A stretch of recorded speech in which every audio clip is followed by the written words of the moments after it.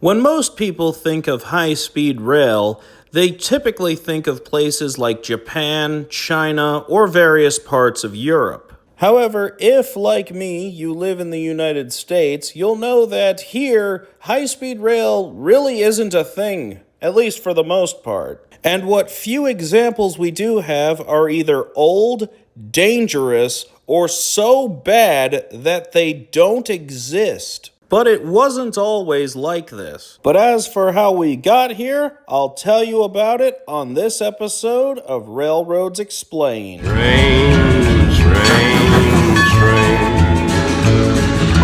I've got a thing about trains.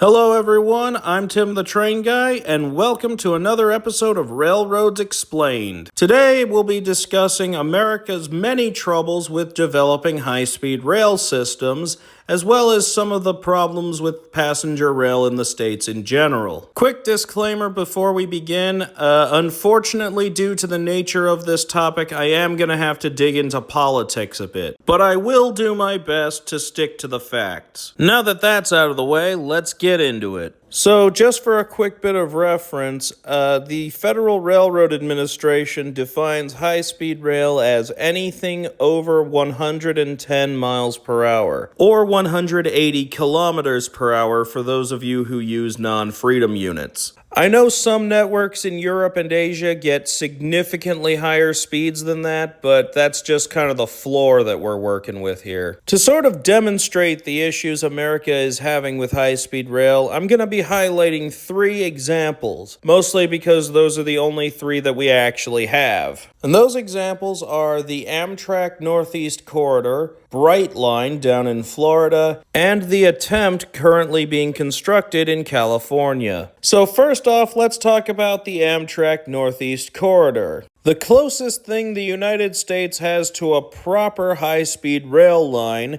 and one of the few places in the United States where you'll see electric trains in regular service. Trains here generally reach between 150 and 160 miles an hour. However, this is generally only done with the Acela train sets as well as the new Avalia Liberty sets, and they can only do so on certain sections of the line. This is largely due to the fact that, quite frankly, the Northeast Corridor is old. It originally opened for service in 1834. As is the case with, most of America's most critical infrastructure, it was designed to last 100 years and built almost 200 years ago. However, there have been significant attempts at upgrades over the years. Though fortunately for Amtrak, its one advantage is that they actually own the rails, and though freight trains on the NEC are not unheard of, they are far less common than they are elsewhere. For those who don't know, anywhere outside of the Northeast, Amtrak operates on freight lines that are owned by the private companies, and they generally give priority to their own freight trains, despite the fact that this is technically illegal. Additionally, lines elsewhere simply aren't kept up to the same standards, so Amtrak trains can't go as fast as a result.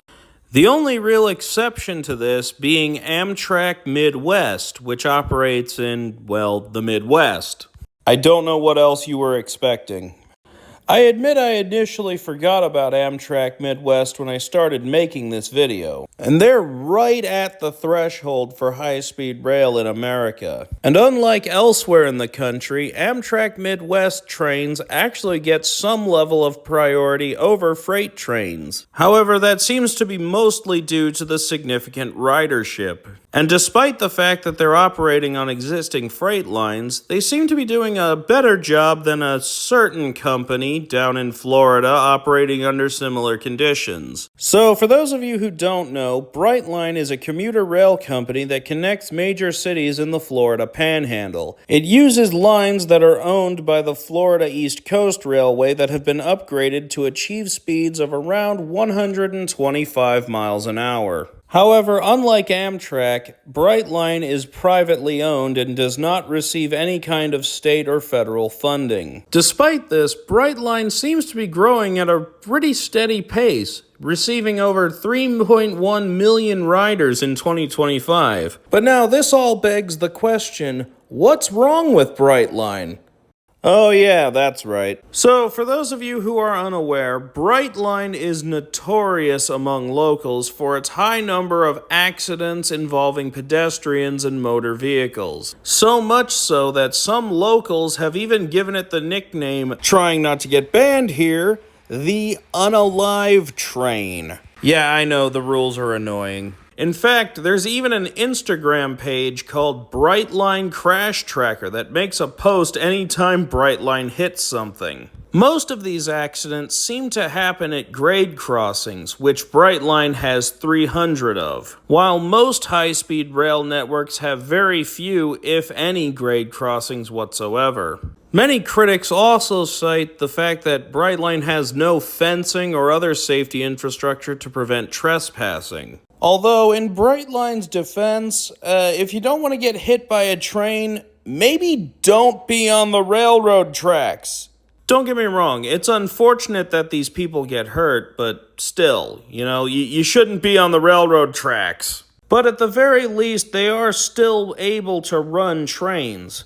Unlike some people. So, remember how I said I was going to have to dig into politics for this video? Well, here we are. So, for those of you who don't know, the state of California has been attempting to create a high-speed rail network through the Central Valley. Construction officially began in January of 2015. They have spent billions of dollars on this project, and as of the making of this video, they have exactly 0 miles of usable trackage. All they've built so far is a few miscellaneous pieces of concrete overpass. The original cost estimate was stated to be around $33 billion.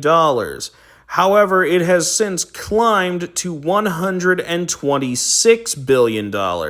For reference, Germany's entire high-speed rail network only cost about $11.8 billion.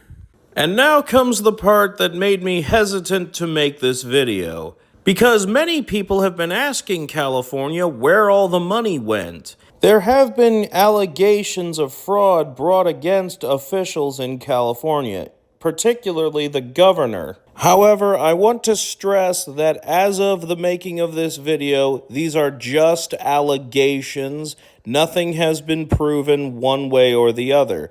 It's just something that a lot of people find a little suspect. But whatever the case may be, in my opinion, it really does put high-speed rail in a bad light for most of the American public. And that's a real shame, because I think high-speed rail is something that could genuinely benefit America. 'Cause let's be real, being stuck in traffic sucks. And just one more lane, bro, isn't gonna fix it. It never has, and it never will. But unfortunately, most of America doesn't have much of an alternative. But America wasn't always like this. So if you remember back at the start of this video, I said that the threshold for high-speed rail in America was 110 miles per hour. Well, prior to 1960, passenger trains in the United States used to get that fast almost by default. The Santa Fe Super Chief, for example, had a top operating speed of around 100 miles an hour. But after Amtrak took over most passenger services in the 1970s, suddenly the tracks just weren't kept up to the same standards and couldn't handle such high speeds anymore. And sadly, not very much has been done outside the Northeast Corridor to fix this. However, there is still some hope, as Amtrak's new Aero train sets have begun entering service in early 2026. The first sets have entered service on the Cascade service. They're rated for a top speed of 125 miles per hour. However, actual track conditions and having to wait for freight trains means that they'll likely only go about 110. But that's still a major improvement. However, only time will tell if it actually works out for them. But I, for one, am cautiously optimistic for what the future holds for Amtrak and American Passenger Rail. And with that, as always, thank you all for watching. I'm Tim the Train Guy, and bye for now.